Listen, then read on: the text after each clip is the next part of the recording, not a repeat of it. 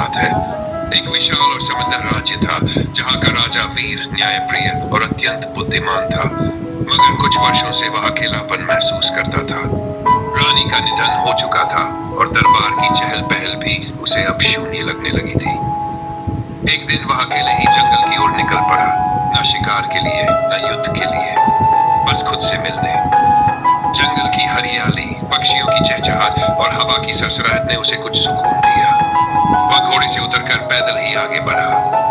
कुछ ही दूर जाने पर उसे झरने की आवाज सुनाई दी, एक मीठा मधुर संगीत सा। जब वह झरने के पास पहुंचा तो दृश्य देखकर उसकी आंखें ठिठक गई। सामने एक स्त्री सुंदरता की पराकाष्ठा झरने के नीचे स्नान कर रही थी। उसके लंबे काले बाल, दूध सी गोरी त्वचा और हल्का हंसता हुआ चेहरा मानो किसी अप्सरा का रूप हो। राजा ने तुरंत नजरें फेर ली और पेड़ों की ओट में खड़ा हो गया। ये दृश्य देखकर वह न तो भाग सका न ही उसे नजरअंदाज कर सका।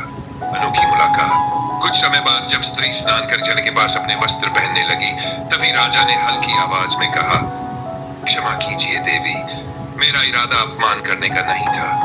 मैं अनजाने में यहाँ पहुंचा। स्त्री ने चौंक कर इधर उधर देखा, पर जब उसने राजा के वस्त्र, उसका व्यक्तित्व और आंखों की ईमानदारी देखी तो मुस्कुरा दी। राजा हो तुम? उसने पूछा। राजा ने सिर हिलाया। हाँ, पर आज मैं सिर्फ एक मनुष्य हूं जो अपने दुख से भागकर शांति की तलाश में यहाँ आया है। राजा की जिज्ञासा। राजा ने उसका नाम पूछा। उसने बताया कि उसका नाम श्रुति है और वह इसी जंगल के किनारे एक छोटी झोपड़ी में रहती है। वह वन औषधियों की जानकारी रखती है और बीमार पशुओं और जरूरतमंदों की सेवा करती है। राजा को हैरानी हुई, इतनी सुंदर और गुणी स्त्री इस जंगल में अकेली क्यों रह रही है।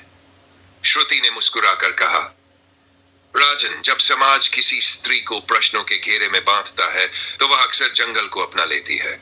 यहाँ कोई सवाल नहीं, कोई बंधन नहीं, सिर्फ मैं और मेरा जीवन। राजा ने उससे घंटों बात की, जीवन, सुख दुख, समाज और अकेलेपन पर। वह स्त्री जितनी सुंदर थी उतनी समझदार और संवेदनशील भी। अगले कुछ दिनों तक राजा बार बार उस झरने तक जाने लगा। वे दोनों मिलते, बातें करते, जंगल की सैर करते। धीरे धीरे एक गहरा भावनात्मक संबंध बनने लगा। दरबार में हलचल। राजा की अनुपस्थिति से दरबार में हलचल मच गई। सेनापति और मंत्री उसे ढूंढने जंगल आए, लेकिन राजा ने उनसे कहा, मैं ठीक हूं, जब समय आएगा लौट आऊंगा। नया निर्णय। एक दिन झरने के किनारे राजा ने श्रुति से कहा, तुम मेरे साथ महल चलो, एक रानी के रूप में नहीं बल्कि मेरी आत्मा की साथी बनकर। मैं चाहता हूं तुम मेरे राज्य की मार्गदर्शक बनो। श्रुति चौंकी। राजन, क्या समाज स्वीकार करेगा? राजा मुस्कुराया। जब राजा सच्चे निर्णय लेता है तो समाज को बदलना पड़ता है। वापसी। श्रुति के साथ राजा ने राज्य में वापसी की। पहले तो विरोध हुआ, सवाल उठे, पर जैसे ही लोगों ने श्रुति की बुद्धिमत्ता, सेवा और सरलता देखी, वे नतमस्तक हो गए।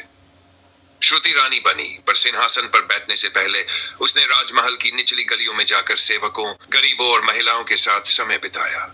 वह एक प्रेरणा बन गई। इस कहानी से यह सीखने को मिलता है कि सुंदरता केवल चेहरे में नहीं होती, वह आत्मा और कर्म में होती है। और कभी कभी जंगल में जो खोया मिलता है वह महलों से कहीं अधिक मूल्यवान होता है। अंत में एक खास संदेश। अगर आपको ऐसी प्रेरणादायक